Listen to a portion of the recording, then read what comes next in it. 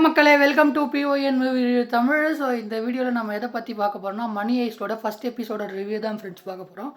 மணி ice ஸ்டார்டிங்கோட எபிசோடில் starting என்னென்னு பார்த்தீங்கன்னா ஒரு அரைவரையாக ஒரு பொண்ணு இருக்கிற மாதிரி காட்டுறாங்க.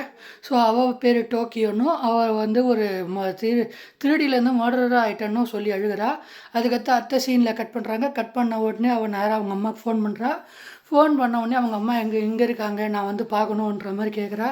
உடனே வந்து அடுத்த சீன்லேயே வந்து பார்த்திங்கன்னா கட் பண்ணால் ஒரு காரில் வந்து இப்போ ஒரு ஓல்டு காலத்து காரில் நம்ம ப்ரொஃபஸர் வந்து பார்த்திங்கன்னா வராரு. வந்த உடனே இவன் டோக்கியோவை வந்து கூப்பிடுறாரு.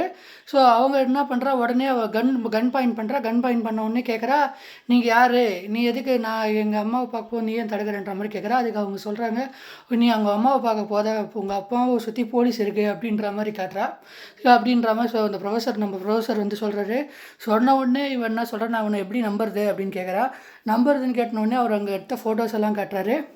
ஃபோட்டோஸ் எல்லாம் கட்டினோடனே அடுத்த சீன்லேயே ஒரு நேராக வந்து பார்த்திங்கன்னா ஒரு காரில் அவரை கூப்பிட்டு போகிறாங்க. காரில் கூப்பிட்டு போனோடனே அங்கேருந்து ஒரு 8 பேரை காட்டுறாங்க. அந்த 8 பேர் தான் இந்த டீமில் வந்து மணி ஹெய்ஸ்ட் பண்ண போகிறாங்கன்றது தெரிய வருது. அதுக்கப்புறம் அத்தை சீனில் நேராக வந்து எல்லோரும் ஒரு தனியாக ஒரு ஸ்கூல் மாதிரி இருக்கிற ஒரு இடத்துல போகிறாங்க. அங்கே வந்து நம்ம ப்ரொஃபஸர் வந்து கிளாஸ் எடுக்கிறாரு. ப்ரொஃபஸர் கிளாஸ் எடுக்கும்போது சொல்கிறாரு, எல்லோரும் யார் 3 ரூல்ஸ் போடுறாரு. யாரும் இங்கே ஒருத்தர் இப்போ பர்சனல் ரிலேஷன்ஷிப்பை ஷேர் பண்ணக்கூடாது, ஒரிஜினல் ஐடென்டிட்டி ரிவீல் பண்ணக்கூடாது அப்படின்னு சொல்கிறாரு. ஸோ இந்த மாதிரி ரூல்ஸ் எல்லாம் போடுறாரு. ஸோ அடுத்த சீனில் வந்து அவர் உங்களுக்குன்னு நேம்ஸ் எல்லாம் சஜஸ்ட் பண்ணுறாரு.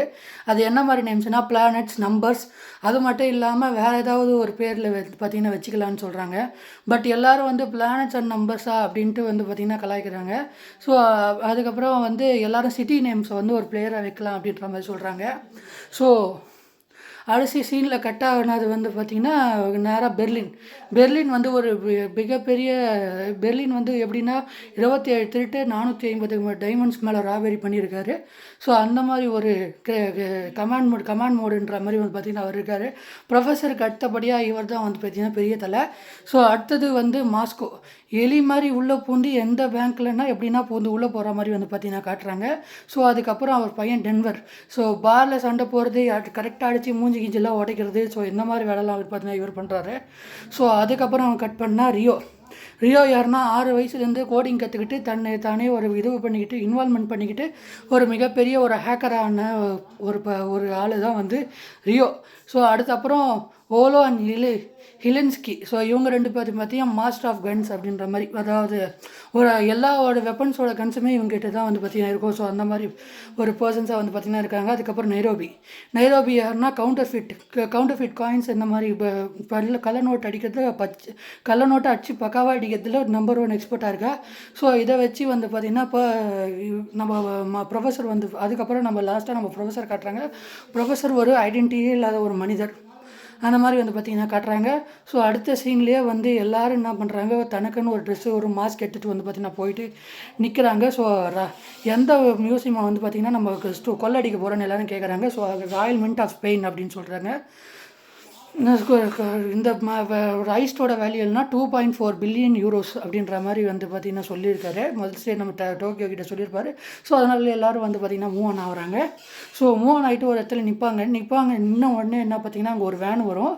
ஸோ அதை மடக்கிறதுக்காக இவங்க என்ன பண்ணுவாங்க, ட்ரெஸ்ஸு இதெல்லாம் பார்த்துட்டு அந்த முள்வேலி இதெல்லாம் போட்டு வந்து பார்த்திங்கன்னா ஸ்டாப் பண்ணி கன் பாயிண்டில் எல்லாரையும் வந்து இறக்கி ராயல் மின்ட்டோட போகிறதுக்கு எல்லாரையும் போலீஸ் எல்லாம் கன் பாயிண்டில் வெடுக்கி பெர்லின் ஒரு கார்லேயும் அது மட்டும் இல்லாமல் நைரோபி டோக்கியோ ஒரு கார்லேயும் மற்றவங்களாம் ஒரு கார்லேயும் உள்ளே போகிறாங்க. உள்ளே போன அடுத்த சீன்லேயே வந்து ப்ரொஃபஸர் வந்து உள்ளே நின்று அந்த பின்னாடி இருந்து கேம் விளையாட்டுருக்காப்புல அங்கேருந்து இன்ஃபர்மேஷன் பாஸ் பண்ணிட்டே இருக்காரு. அங்கேருந்து கட் பண்ணால் உடனே ஒரு ஸ்கூல் வருது. ஸ்கூல் பஸ்ஸில் வந்து ஆலிசன் அம்பாசிடரோட பொண்ணு. ஸோ அவங்க வந்து பார்த்திங்கன்னா உள்ளே இருக்காங்க. ஸோ அதுக்கப்புறம் அவங்க ஃப்ரெண்ட்ஸ் வந்து 2 பேர் வந்து பேசிக்கிற மாதிரி காட்டுறாங்க. அதுக்கப்புறம் அந்த ஸ்கூல் பஸ் வந்து அந்த ராயல் மின்ட் ஆஃப் ஸ்பெயின் அப்படின்ற இடத்துல வந்து பார்த்திங்கன்னா அந்த அதுக்கு பேங்க் மட்டும் இல்லை, அது மிகப்பெரிய மியூசியமும் கூட. ஸோ அந்த இடத்துல வந்து பார்த்திங்கன்னா உள்ளே போகுது பஸ்ஸு. ஸோ பஸ்ஸுலேருந்து இறங்கி ஸ்டூடெண்ட்ஸ் எல்லாம் வர போகிறாங்க. ஸோ அதுக்கப்புறம் வந்து இந்த காரில் இருந்துக்கிற எல்லோரும் வந்து பார்த்திங்கன்னா ஒருத்தர் ஒரு வழியாக வந்து பார்த்திங்கன்னா பெர்லினும் இன்னொருத்தரும் கார் வழியாக உள்ளே போகிறாங்க. ஸோ அதுக்கப்புறம் இல்லாமல் நைரோபியும் டோக்கியோவும் இந்த சைடு, அதாவது ஸ்கூல் ஸ்டூடெண்ட்ஸ் எல்லாம் வந்து உடனே உள்ளே போகிறாங்க. மாஸ்கோ அண்டு டென்வர் வந்து பார்த்திங்கன்னா பின் வழியாக வந்து பார்த்திங்கன்னா இப்போ எலி மாதிரி வந்து பார்த்திங்கன்னா பூந்து பார்த்திங்கன்னா உள்ளே போக ட்ரை பண்ணுறாங்க. ஸோ எல்லோரும் இப்படி உள்ளே போனவுடனே ப்ரொஃபஸர் வந்து அங்கேருந்து இன்ஃபர்மேஷன் வந்து பார்த்திங்கன்னா பாஸ் பண்ணுறாரு. பாஸ் பண்ண உடனே அவர் என்ன சொல்கிறாருன்னா உள்ளே இருக்கிறவங்க யாரையும் ஹர்ட் ஆகக்கூடாது, யாரையும் நம்ம ஹர்ட் பண்ணவும் கூடாது, நம்ம வந்து பேங்க் ஹைஸ்ட்டை வந்து பார்த்திங்கன்னா பண்ணணும் அப்படின்ற மாதிரி வந்து பார்த்திங்கன்னா இன்ஃபர்மேஷன் பாஸ் பண்ணுறாரு. ஸோ எல்லோரும் வந்து பார்த்திங்கன்னா உள்ளே வராங்க. உள்ளே வந்தவுடனே நேராக வந்து பார்த்திங்கன்னா உள்ளே வராங்க. உள்ளே வந்தவுடனே நேராக வந்து எல்லோரும் வந்து ஹாஸ்டேஜஸாக வந்து பார்த்திங்கன்னா பிடிச்சி வச்சிடுறாங்க. பிடிச்சி வச்சுற அதே கேப்பில் பெர்லின் வந்து எல்லாரையும் வந்து பார்த்திங்கன்னா கண்ணை மூடிடுறாரு. கண்ணை மூடிட்டு அவங்க ஃபோனு, அவங்க பாஸ்வேர்டு இதெல்லாம் வந்து பார்த்திங்கன்னா எழுதி வச்சுக்கிறாங்க. எழுதி வச்சுட்டு ரியோவை காட்டுறாங்க. அவங்கெல்லாம் ஃபோனை வந்து அடிக்கிட்டு காட்டுறாங்க. அதுக்கப்புறம் பெர்லின் வராப்புல. பெர்லின் வந்து எல்லாரையும் ஹாஸ்டேஜஸாக வந்து பிடிச்சி வச்சுக்கிறாங்க. அதுக்கு மட்டும் இல்லாமல் இந்த சீனுங்க நடுவில் ஆட்ரோவும் மோனிகாவும் வந்து பார்த்திங்கன்னா காட்டுறாங்க. அவங்க ரிலேஷன்ஷிப்பில் இருந்திருக்காங்க. அப்போ ஆட்ரோ சொல்கிறான், இந்த மாதிரி வந்து நம்ம ரிலேஷன்ஷிப்பில் தான் இருந்தோம், அதனால் என்னால் குழந்தையெல்லாம் பெற்றுக்க முடியாது, எனக்கு ஆல்ரெடி 3 பசங்க இருக்காங்கன்ற மாதிரி சொல்கிறாங்க. ஸோ உடனே வந்து பார்த்திங்கன்னா அடுத்த சீன்லேயே எல்லோரும் உள்ளே வந்து அவங்கள பிணிய கைதியாக பிடிச்சி வச்சிடுறாங்க. ஆட்ரோவும் அவங்க எல்லோரும் வந்து ஷூட் பண்ணி வந்து பார்த்திங்கன்னா ஹாஸ்டேஜை பயன்படுத்தி ஹாஸ்டேஜாக பிடிச்சி வச்சிடுறாங்க. ஸ்கூல் ஸ்டூடெண்ட்ஸையும் வந்து பிடிச்சி வச்சிடுறாங்க. உடனே அடுத்த சீனில் கட்டான அடுத்த சீன்லேயே வந்து நேராக போகிறாங்க. நேராக போன உடனே ஆலிசன் அங்கே எங்கே இருக்குன்னு கேட்குறதுக்கு அந்த பொண்ணோட அம்பாசிடரோட பொண்ணு எங்கே இருக்குன்னு தேடுறாங்க. ஸோ அந்த அம்பாசிடரோட பொண்ணை வச்சு தான் இந்த ஐஸ்டோட மிகப்பெரிய பிளானே இருக்குது. ஸோ ஐஸ்ட்டுக்கு நேராக போகும்போது அந்த பொண்ணை டோக்கியோ போய் தேடுறா. டோக்கியோ போய் தேடின உடனே அவங்க வந்து பாத்ரூமில் ஒரு மாதிரி பண்ணிகிட்ருக்காங்க. அந்நேரத்துக்கு ஒரு பாய் ஃப்ரெண்டு வந்து தப்பாக அவங்கள எடுத்து ஃபோட்டோ போட அதை சத்தம் கேட்டு டோக்கியோ நேராக உள்ளே போயிடா. அவங்களே பிடிச்சிருந்து நேராக பிணை கைதியாக உள்ளே வச்சிடறா. இந்த கேப்பில் சைடில் இருந்த பின்னாடி வழியாக வந்த அந்த மாஸ்கோவும் டென்வரும் என்ன பண்ணுறாங்கன்னா ஓட்டை போட்டு போத்துறாங்க. அந்நேரத்துக்கு அந்த ஓப்பனிங் அந்த இதை ஓப்பன் பண்ணுற மாதிரி காட்டுறாங்க, அந்த வால்ட்டை ஓப்பன் பண்ணுற மாதிரி காட்டுறாங்க. அந்நேரத்துக்கு வங்காத்தா படத்தில் சொல்லுவாங்களே 500 கோடிடா அப்படின்ற மாதிரி வந்து ஒரு சீன் வரும். ஸோ அங்கே போய் இப்படி நான் கிங் மாதிரி உணர்றேன். அது மட்டும் இல்லாமல் எனக்கு இந்த இடத்துல வந்து எனக்கு சூப்பராக வந்து பார்த்தீங்கன்னா இருக்குது. அதுக்கப்புறம் அப்பா பிள்ளை கூட கான்வர்சேஷன் நடக்குது. நீங்கள் என்ன ஜெயிலில் தானே இருந்த அப்படின்ற மாதிரி. அதுக்கு அவங்க அப்பா சொல்கிறாங்க, இந்த மாதிரி அப்படி இப்படின்னு கொஞ்ச நேரம் கான்வர்சேஷன் போது அவருக்கு படத்தை வெளியே வைக்கிறாங்க. படத்தை வெளியே வச்ச உடனே அடுத்த சீனில் என்ன பண்ணுறாங்கன்னா எல்லோரும் வந்து என்ன பண்ணுறாங்கன்னா நேராக வந்து ஹாஸ்டேஜஸாக பிடிச்சி வச்சுக்கும் போது எல்லோரும் வந்து கேட்குறாங்க. அங்கேருந்து வெளியிலேருந்து ஒரு ஃபான் கால் வருது. ஏன்னா இதில் யாருமே இந்த சீனில் என்னென்னா யாரும் இந்த ப்ரொஃபஸரும் சரி மற்றவங்களும் சரி யாருமே வந்து ஃபோனோ இது மூலிமா யூஸ் பண்ணல. எல்லாருமே சேட்டலைட் மூலிமா தான் யூஸ் பண்ணுறாங்க.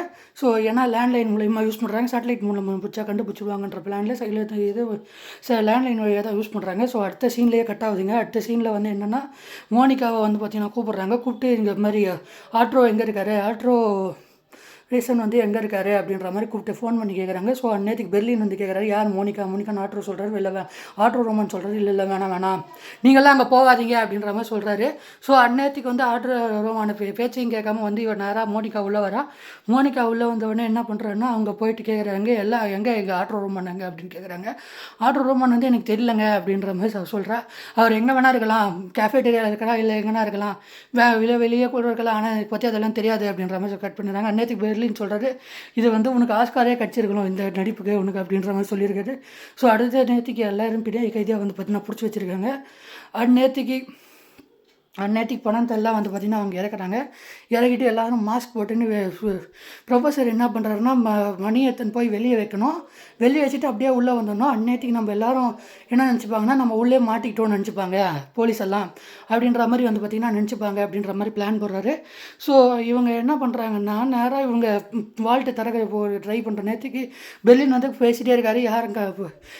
யாரும் இங்கே வந்து பண்ணவே கூடாது, எதுவும் பண்ணக்கூடாது, அமைதியாக இருங்க அப்படின்ற மாதிரி பேசிட்டே இருப்பாப்புல. நடுவில் இவர்கிட்ட ஆட்ரோ ரோமான் வந்து கண்ணை தந்து பார்த்துருவார். அதை பெர்லின் நோட்டீஸ் பண்ணுறாரு.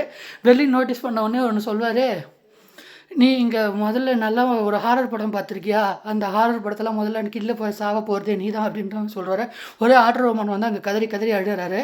நான் எதுவும் பார்க்கலன்ட்டு நான் அவங்க கொல்ல போகிறேன் அப்படின்னு சொல்லிட்ட உடனே அவர் கதறி அழுகிறாரு. அடுத்த சீனில் வெளியே ஒன்று டோக்கியோ வந்து பார்த்திங்கன்னா உள்ளே வராங்க. டோக்கியோ வெளியே போகிற அந்த நேற்றுக்கு ஒரு சீன் காட்டுறாங்க. நம்ம டோக்கியோவும் ரியோவும் வந்து பார்த்திங்கன்னா ஆல்ரெடி தன்னைத்தானே பேர் சேர்த்துட்டு நம்ம ப்ரொஃபஸர் போட்ட ரூலை வந்து ஆல்ரெடி பிரேக் பண்ணிட்டாங்க. பிரேக் பண்ண உடனே அடுத்த சீன்லேயே என்ன ஆகுதுன்னா இவங்க 2 பேரும் கொஞ்ச நாளும் இன்டர் கோர்ஸ் வச்சுக்கிறாங்க, செக்ஷுவல் இன்டர் கோர்ஸ் வச்சுக்கிறாங்க. அதுக்கப்புறம் அடுத்த சீனு கட்டான உடனே நேராக வந்து 2 பேரும் பேங்க்கில் காட்டுறாங்க. பேங்க்கில் காட்ட உடனே பேங்க்கில் கட்டுற உடனே 2 பேரும் வந்து பார்த்திங்கன்னா வெளியே வால்ட்டு திறக்கிறாங்க. மெயின் கேட்டை திறந்த உடனே மெயின் கேட்டெல்லாம் லாக் பண்ணியிருக்காங்க. வயசுக்குள்ளே வந்தோடனே மெயின் கேட்டில் திறக்கும் போது என்ன பண்ணுறாங்கன்னா போலீஸ் வர நேற்றுக்கு அலாரம் ஆன் பண்ணுறாங்க. அலாரம் ஆன் பண்ண உடனே சுற்றி அலாரம் அடிக்குது. போலீஸ் வராங்க. போலீஸ் வந்த உடனே அவங்க வெளியே போகிறாங்க பாருங்கள். வெளியே போகிற நேற்றுக்கு பணத்தை வச்சுட்டு உள்ளே வருவான்னு பார்த்தா டோக்கியோ நேராக போய் சுட ஆரம்பிச்சிடுறா.